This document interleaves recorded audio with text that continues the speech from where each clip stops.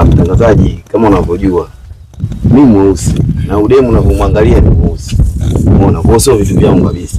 Mimi nataka mwanamke mweupe ambaye hata tukizaa mtoto anatoka kama chocolate, kama tofali la kuchoma hivi, matofali ya kijijini yani. Mimi ndo design yangu nataka wanawake weupe. Yeah. Haya, na wewe kaka yetu, kwa nini hujapasua baluni yako? Of course mwanamke ni mzuri, mrembo, mashallah, anavutia, lakini wanawake wanene sio vitu vyangu. Haya sawa. Wewe hujapasua baluni yako. Unaonekana umempenda sana mrembo wetu. Imebidi tu nimsaidie, maana hakuna jinsi. Wote wamemkataa. Na nguo zenyewe hizo alizovaa kama mtu wa mazingaombwe, mimi hapana, wala simtaki. Haya mavazi tu yanakudanganya. Mimi nataka nikusaidie kweli, ujue. Niko serious. Pili, huna hela ya kunisaidia mimi. Sasa hela kwa sababu yako kuzipata nitazipata mimi nani?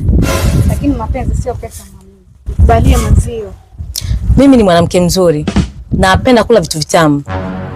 Unapenda kula vitu vitamu alafu utaki kutoa vitu vitamu. Sasa vitu vitamu bila hela? Na hela bila vitu vitamu. Haya sawa. Ingine ukiachana na pesa. Napenda mwanaume mwenye gari. Subiri.